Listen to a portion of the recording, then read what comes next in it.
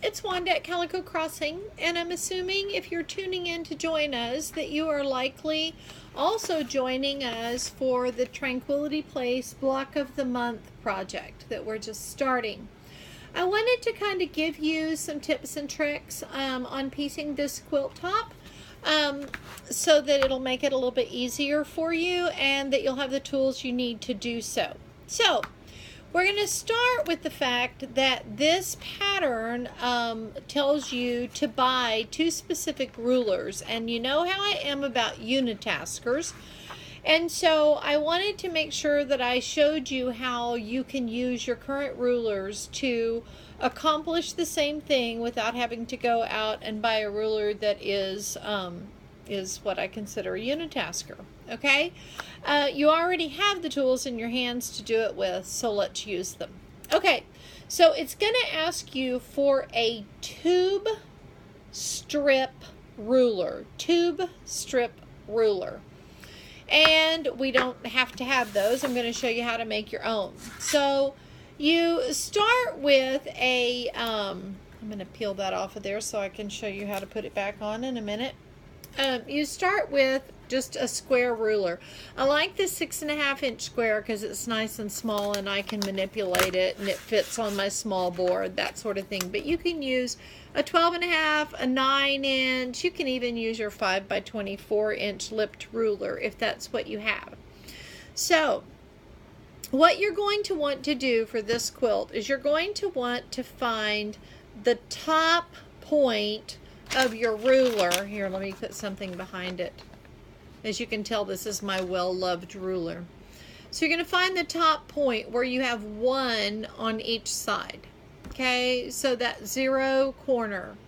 Then you're going to come down here and you're going to find the 3.5 inch mark on this side and the 3.5 inch mark on this side.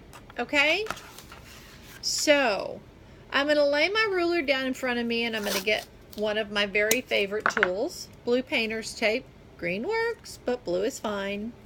And I'm going to place one edge of it on the 3.5 mark on one side and one edge on the 3.5 mark on the other side, and I'm going to tape it down.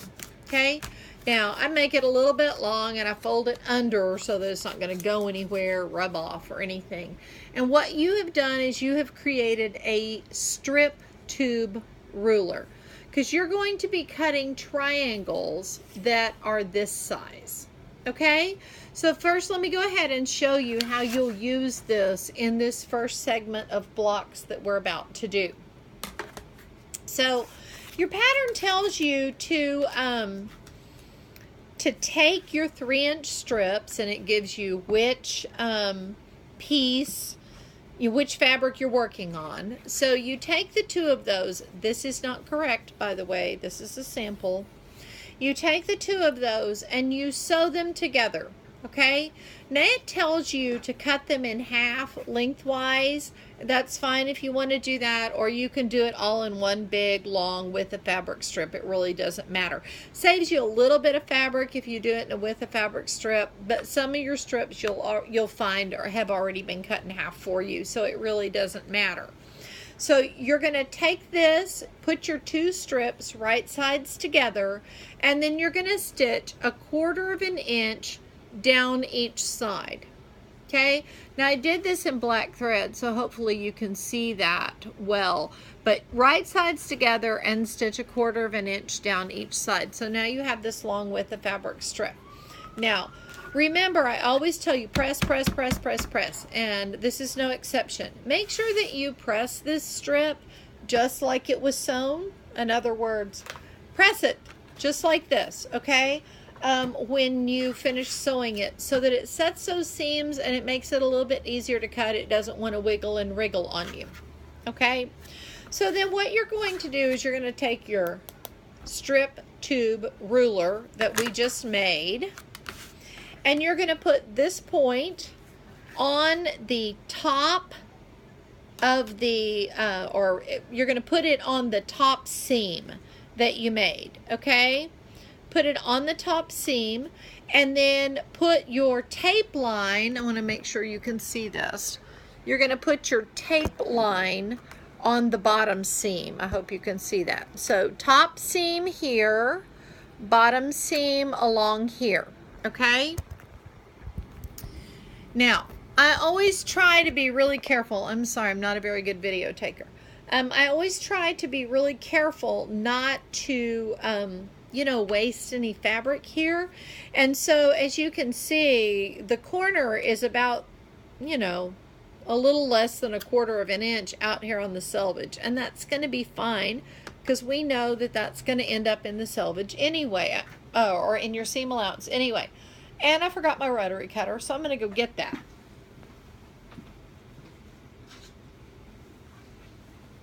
You really wouldn't want me to be prepared or anything, would you? Okay, so what you're going to do is you're going to place that, the point on the top seam, the line of your tape on the bottom seam, and you're going to cut those diagonals. You're going to cut those diagonals. Okay, and you're going to get rid of that waste. Okay, and then what you end up with is this really great half square triangle. Okay, is that cool or what? So now what this, what the pattern tells you to do, it will tell you, press to the background or press to the dark or press to fabric, whatever. And that's all fine and good. My personal opinion, I found when I was piecing this sample quilt top, that it made a lot better sense to me to press the seam open. Okay, so I already did one here. I pressed the seam open on the back, you can see, and then I trimmed off all the little doggy ears because they're just added bulk that that you can get rid of. Okay, so once you press that, you just want to trim off the little doggy ears so that it's a nice flat half square triangle. This is a really cool way to make a lot of half square triangles in a short period of time. Okay, so now the next time that you get ready to cut, so I just cut this one, remember, cut this angle just like so, right? So now I'm going to flip my ruler over and I'm going to do the same thing, except I'm putting the point on the bottom seam and the tape line on the top seam. So you're just flip-flopping. You absolutely waste no fabric whatsoever by doing this, okay? Another half square triangle to press open and cut the doggy ears off of. So if you do them in long strips like this, if you don't cut the strips in half like the pattern tells you, you save a little bit of fabric on the end. It's really up to you. Like I said, you'll find some strips that are already cut in half for you. You'll find some strips that are with a fabric strip. So it's your choice as to however you want to do that. But my big tip, make sure that you are watching your 1/4 inch seam allowance when you sew these together, and also make sure that you set these seams by pressing them. Then as you are going along cutting, you want to kind of make sure that your angle is still matching on this side, because we all know as we cut multiples, sometimes that starts to get a little cattywampus. And if it does, you know, just position your ruler, trim off that hair of a fabric if you need to, and then go ahead and continue your cutting. Okay, so that is the making and the use of the strip tube ruler. And again, it's my recommendation, the pattern does not tell you to, but it is my recommendation that you press these seams flat, because this is a star and you're going to end up with a lot of bulk right in the center and at the meeting points. Okay, now the next thing that this particular quilt pattern wants you to have is, it's called a cutting corners ruler. It's again, it's something that you can do with tools that you already have in your arsenal. So I want to make sure and show you how to do that without it being, without you having to go out and buy another ruler. There really isn't any point in doing that. Okay, so if you will look on page 4 of your pattern here, you see this tiny little, it's not tiny, this little triangle that's right here. This is the triangle that we're going to need, okay? So what we do is you're going to take a piece of paper, and of course I'm going to get us a piece of paper here, okay? So you're going to this is just plain old copy paper, a piece of scrap paper, whatever.